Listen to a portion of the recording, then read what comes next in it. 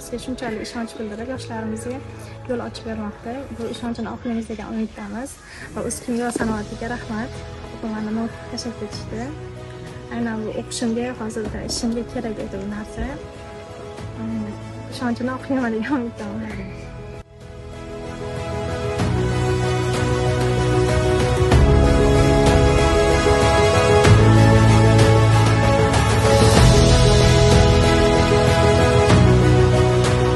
Avvalambor prezidentimizga rahmat, bizni shunchalik qo'llab-quvvatlayapti.